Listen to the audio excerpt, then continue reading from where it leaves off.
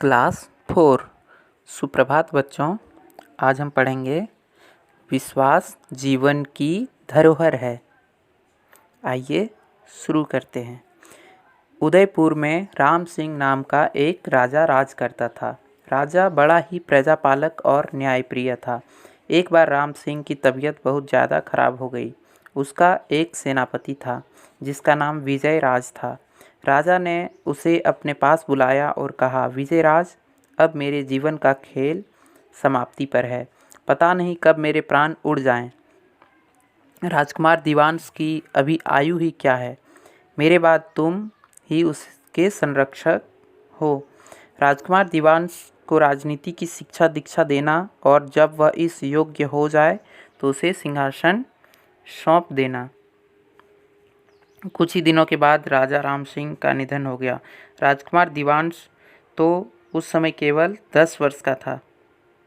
सेनापति विजयराज ने राम सिंह की इच्छा अनुसार राज्य की सभी व्यवस्थाएं संभाल लीं और राजकुमार को राजनीति की शिक्षा दीक्षा दिलवाना आरंभ कर दिया।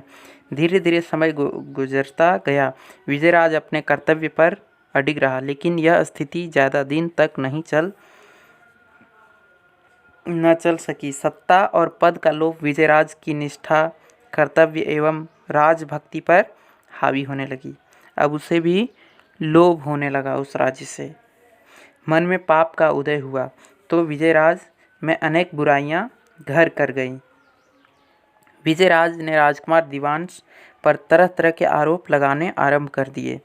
राजकुमार दीवांश अभी बहुत छोटा था, बेचारा क्या करता।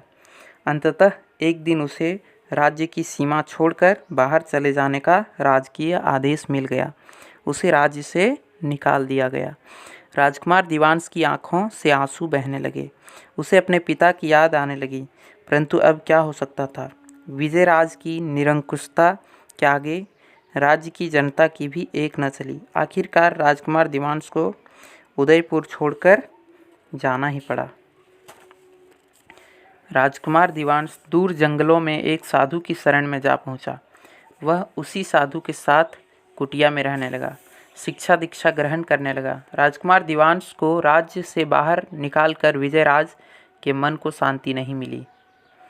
उसके मन में रह रहकर एक ही विचार आता कि कभी भी राजकुमार दीवांश राज्य में आकर उसके विरुद्ध षड्यंत्र रच सकता है। राम सिंह का उत्तराधिकारी होने के कारण राज्य की जनता भी उसी का साथ देगी। यह विचार मन में आते ही विजयराज ने अपने साथी अमर सिंह को बुलाया और कहा, अमर सिंह, किसी भी तरह राजकुमार को ढूंढो और उसका सिर काटकर हमारे सामने पेश करो, तभी हम निष्कंटक राज्य का सुख भोग सकते हैं। वह हमारे लिए कभी भी खतरा बन सकता है। धीरे धीरे यह बात मंत्रियों, सभासदों और राज्य की जनता में भी फैल गई। सभी ने विजयराज की आलोचना की। यह बात सभी लोग जानते थे कि राजकुमार दीवांश निर्दोष है और उन पर लगाए गए आरोप निराधार हैं। सब इसे विजयराज की चाल समझ रहे थे, किंतु सही बात कहने का साहस किसी में न था। अमर सिंह राजकुमार दीवांश की खोज में जंगल जंगल भटकने लगा, कभी यहाँ तो कभी वहाँ। काफ़ी दिनों की भाग दौड़ के बाद अमर सिंह को सफलता मिली।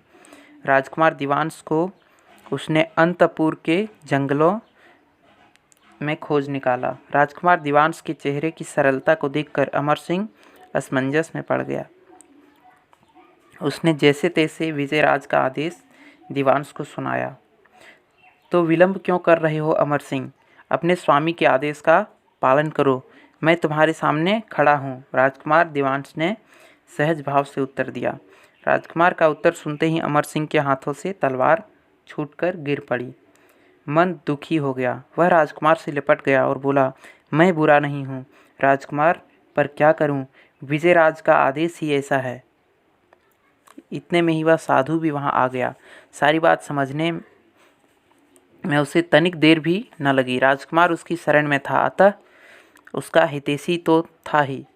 उसने विजयराज के नाम एक पत्र लिखा और अमर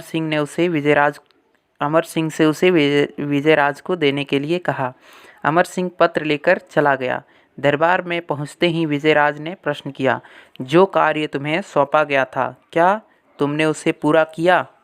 अमर सिंह ने स्वीकृति में धीरे से गर्दन हिलाई। उत्तर स्वीकृति में गर्दन हिलाकर उत्तर दिया तथा साधु द्वारा दिया गया पत्र विजयराज के सम्मुख रख दिया। उसमें लिखा था कि इस पृथ्वी पर एक से बढ़कर एक दानी, पराक्रमी और न्यायप्रिय शासक आए और चले गए। यह पृथ्वी किसी के साथ नहीं गई, केवल उनके द्वारा किए गए कर्मों की गूंज ही उनके साथ गई। मुझे लगता है कि यह पृथ्वी निश्चित रूप से तुम्हारे साथ जाएगी, पर सोचो क्या यह जाएगी? विजयराज ने पत्र पढ़ा तो उसका मन आत्मग्लानि से भर उठा। साधु की बातों के रहस्य को वह समझ गया था। वह जोर जोर से विलाप करने लगा और सिंहासन पर लुढ़क गया।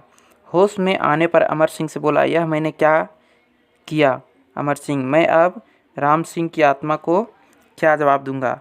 क्षणिक सुख और वैभव ने मेरे आदर्शों को मिट्टी में मिला दिया। अब कौन मुझ जैसे राजभक्तों पर विश्वास करेगा? अपना पूरा साहस बटोर कर अमर सिंह ने ठीक यह बात विजयराज को बताई तो वह खुश हो गया, जैसे डूबते को तिनके का सहारा मिल गया हो। अमर सिंह ने उसे बता दिया कि उसने राजा के पुत्र दिवांश को नहीं मारा है, वह अभी भी जीवित है। वह खुशी से चीखा, जाओ राजकुमार दिवांश को बुला कर लाओ। राज सिंहासन का असली स्वामी तो वही है। राजकुमार दिवांश साधु के साथ उदयपुर आया। विजयराज ने राजकुमार को विधिवत राज सिंहासन सौंप दिया। विजयराज बहुत प्रसन्न था। वह भाव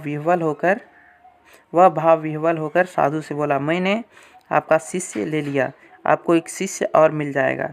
विजयराज ने बढ़कर साधु के चरण स्पर्श किए और उसी के साथ तप करने वनों में चला गया।